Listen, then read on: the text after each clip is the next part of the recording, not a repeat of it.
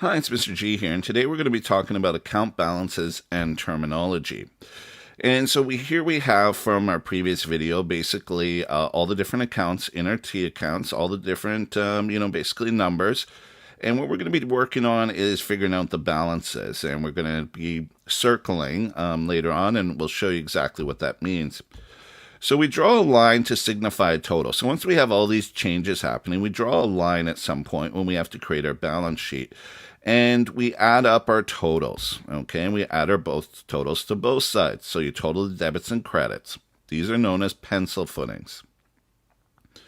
Now you subtract the smaller number from the larger number and record the difference as the account balance beneath the larger number, and see how we then circle it. The circle is with T accounts just shows you, it's like, okay, what's this balance? Especially when you have lots of numbers and you're trying to go back and do your balance sheet. By circling it, you can then know, okay, this is the balance I calculated out. Okay, so for each of these accounts, you basically just have to draw a line, add up both sides. You subtract, on the side that is the larger number, you subtract the smaller number, you come up with the new account balance, okay? And then you circle it to show that that's the balance. And you just follow this step all the way through, okay? And you're just doing this over and over, and you're just basically putting those in. Okay, and notice on the ones where you have 0 on the one side, you can just put in 0. Sometimes I just circle the amount. If there's only one side, you can just total on the one side and circle that. Notice with accounts receivable, W. Caruso, there's only one amount there. You can just circle that one amount. So there's no need to then put your whole pencil footings, the line, everything else. You know what your balance is, and that's ultimately your goal, to figure out your new balance. And same for equipment here, one amount, we just circle that. And bank loans, same idea. Okay, and so that's basically what we have to do then for each one. So interpreting the account balance, normally we can determine the type of account from the balance. So for example, cash has a debit balance, assets have debit balances, therefore cash is an asset, and the opposite would be true. But what can you say about liabilities and owner's equity? Well, they would normally have a credit balance. Exceptions.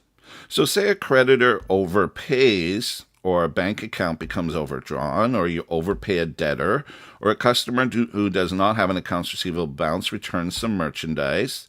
You return goods to a supplier whom you currently have no account payable balance. This results in an exceptional balance. They do not last long, but it is possible to have balances that would be the opposite of what you would think. So you could have a credit balance in a cash account.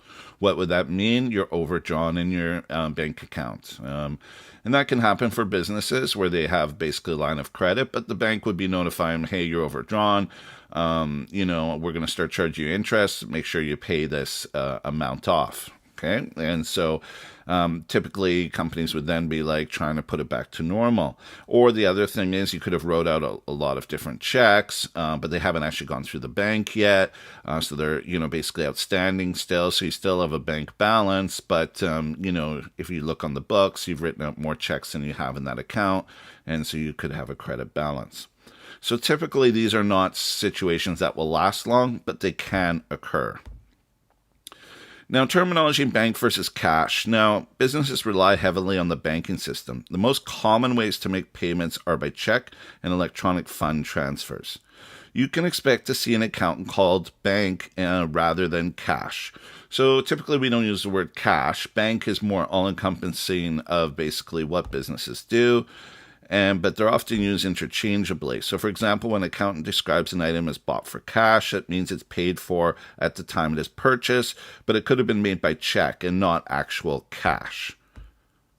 So businesses with good reputation is able to buy goods on short-term credit. The purchaser is able to delay payment for usually a short period, like 30 days, and the purchaser thus has time to inspect or test the goods before actually paying for them. If you're the purchaser, which account would this affect? And if you're the seller, which account would this affect? Okay, so obviously if you're the purchaser, is going to be your basically accounts payable account, okay? And if you're the seller, your accounts receivable account.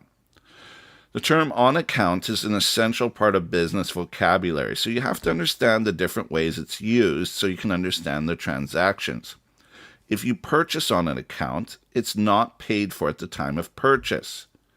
A sale on account is when money is not received until a later date. Payment on account is money paid to a creditor to reduce the amount owed to that creditor. And a receipt on account is money received from a debtor to reduce the amount owed by that debtor. Okay? And so we're going to just quickly look at this one.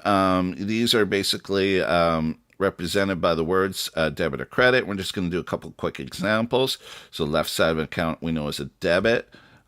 We know that a debit is the balance of an accounts receivable. The balance of a supplier account, okay, would be a credit. A decrease in liability would be a debit. The exceptional balance in the bank account, okay, so we're talking exceptional balance, not what would be normal. So when you see exceptional, that's why it's credit. Normally it would be a debit, but because it's exceptional, it's a credit. Balance in the equipment account, debit. Right side of an account, credit. Balance in the bank loan account, that would be credit. An exceptional balance in accounts payable, opposite. So remember, exceptional is typically the opposite. The larger side of a liability account, credit. A creditor's account, credit. A customer's account's debit. An increase in an asset would be a debit. And a debtor's account would be a debit, okay? And so you should be able to go through and answer and figure out which side is you'd be using, a debit or credit. Effect on accounts receivable when we sell on account. That would be a debit to accounts receivable. Effect on accounts payable when we pay on account. That would be a debit. The effect on accounts receivable when we have a receipt on account. That would be a credit. We're receiving the money in this particular case, so it's going down. The effect on accounts payable when we purchase on account. That would be a credit. So notice how all these phrases are here, and you just have to know what to do with them, debit and credit. Why? So that's important that you're able to understand the terminology and understand what side you basically have to work with. Okay, so in the next video, we will be going over the trial balance, but that's it for now. I'm Mr. G. Bye for now.